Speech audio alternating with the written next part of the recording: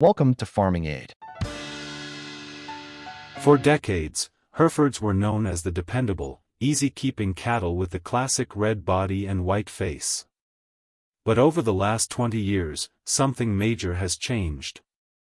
Today's Herefords are not just maternal and hardy. They are built for more muscle, faster growth, stronger carcass data, and real-world feedlot performance.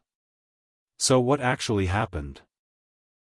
In this video, we break down the 20-year genetic revolution inside Hereford cattle and how modern breeding tools, performance data, genomics, and market pressure reshaped the breed.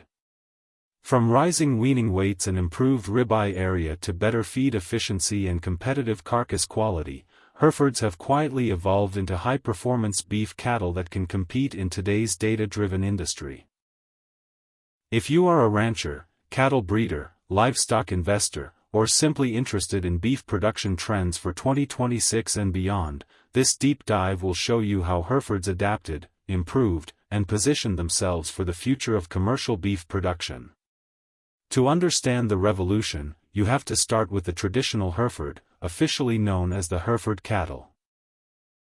Developed in Herefordshire, England, and exported around the world, Herefords built their reputation on fertility, docility, and the ability to thrive on grass. They were moderate-framed, easy-fleshing, and efficient in low-input systems. In the United States, organizations like the American Hereford Association recorded pedigrees and helped standardize the breed.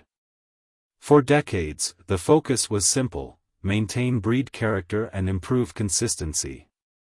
But the beef industry did not stand still.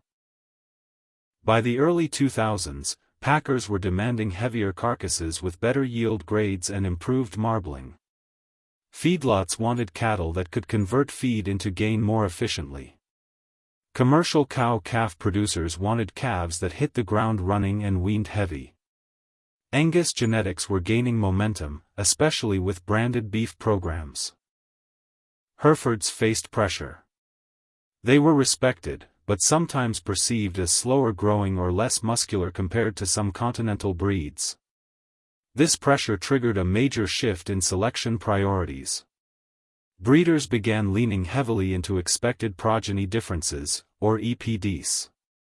While EPDs had existed for years, the 20-year revolution saw them move from being a supporting tool to the central driver of breeding decisions.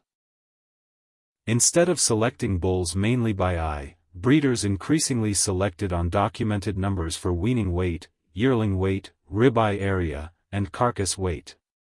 Genetic progress that once crept forward began to move in measurable leaps. Genomic testing added another layer of precision. With DNA-based tools, breeders could identify superior animals earlier in life. Calves no longer had to wait until they produced multiple offspring before their genetic value was clear. This shortened the generation interval.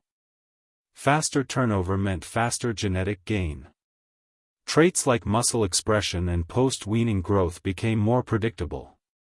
Within a decade, the average growth EPDs in many registered Hereford herds had climbed significantly. The physical appearance of modern Herefords began to reflect these changes. Compared to animals from the 1990s, many contemporary Herefords are longer-bodied, heavier muscled, and higher performing in feedlot settings. Ribeye area measurements improved. Carcass weights increased. Feed conversion in crossbreeding programs became more competitive. Importantly, this muscle increase was not simply cosmetic. It translated into tangible performance data. Crossbreeding played a critical role in the breed's resurgence. The Black Baldy, a cross between Hereford and Angus, became one of the most sought-after commercial cows in North America. Heterosis, or hybrid vigor, delivered fertility, longevity, and growth advantages. Programs involving the Angus cattle helped Hereford genetics remain relevant. As Angus-based branded beef programs expanded, Hereford breeders adapted by emphasizing carcass merit and marbling so their cattle could compete or complement. The rise of feed efficiency metrics added another dimension.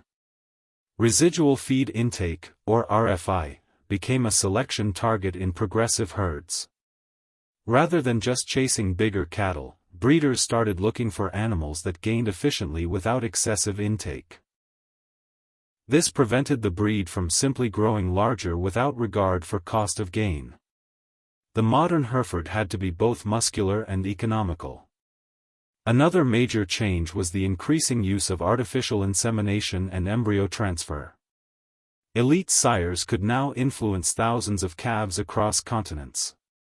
A high-performance bull with strong carcass data could rapidly shift the genetic direction of the breed. Genetic lines that excelled in muscle and growth were amplified. At the same time, careful breeders guarded maternal traits, recognizing that fertility and udder quality were still core strengths. International collaboration also accelerated progress. Hereford populations in Canada, Australia, and South America shared data and genetics more freely than in previous decades. Breed associations standardized evaluation systems. Genetic trends became visible across large data sets. It was no longer enough to claim that a bull looked good. He had to prove it in national cattle evaluations. The commercial cow-calf sector responded quickly. Ranchers who once believed Herefords were only suited to low-input systems began seeing feedlot data that told a different story. Modern Herefords could wean calves heavier and finish competitively. In some regions, Hereford-influenced calves began matching or exceeding industry benchmarks for daily gain. That shift in perception was critical. However, this revolution was not without tension. Some longtime breeders worried that chasing growth would compromise the traditional strengths of the breed. If selection pushed frame size too far, cows could become harder keeping in harsh environments. If muscle was prioritized at the expense of calving ease, problems could follow. The best breeders walked a careful line. They selected for more muscle and faster growth, but insisted on maintaining structural soundness, moderate birth weights, and maternal quality. Over time, balanced selection indexes helped resolve some of this tension. Instead of focusing on single traits, breeders used economic indexes that combined growth, carcass, and maternal performance into one value. This allowed for improvement without extreme swings. The result was a more complete animal. The shift also coincided with a broader change in consumer expectations. Retailers and restaurant chains demanded consistent beef quality. Traceability and data transparency increased. Breeds that could provide reliable carcass performance had an advantage. Hereford organizations invested in research to document tenderness, marbling distribution, and red meat yield. Data became the language of progress. Technology on ranches reinforced the trend. Electronic identification tags, digital scales, and performance recording software made data collection routine. What once required notebooks and manual entry could now be tracked automatically. With better records, selection decisions improved. Genetic progress accelerated further. Interestingly, the visual identity of the Hereford remained largely intact. The red body and white face continued to signal brand recognition. That consistency helped marketing. While the genetic engine under the hood changed dramatically, the outward look maintained continuity with tradition. Buyers could still spot a Hereford across a pasture. In the United States, membership engagement within the American Hereford Association evolved to support this data-driven culture. Online databases, searchable EPD profiles, and genomic-enhanced evaluations became standard. Younger breeders embraced analytics in a way previous generations could not. The conversation shifted from anecdote to evidence. Globally, Herefords also proved adaptable in grass-finished and regenerative systems. Even as some bloodlines pursued feedlot-oriented growth, others maintained forage efficiency. The genetic toolbox expanded. Instead of a single type, the breed developed multiple performance niches. That diversity added resilience.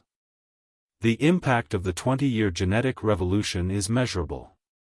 Average weaning weights in many registered herds increased significantly. Yearling weights climbed. Ribeye area EPDs trended upward. Carcass weights improved without catastrophic increases in mature cow size in well-managed programs. Feedlot closeout data showed competitive cost of gain. These are not marketing claims. They are outcomes of sustained selection pressure.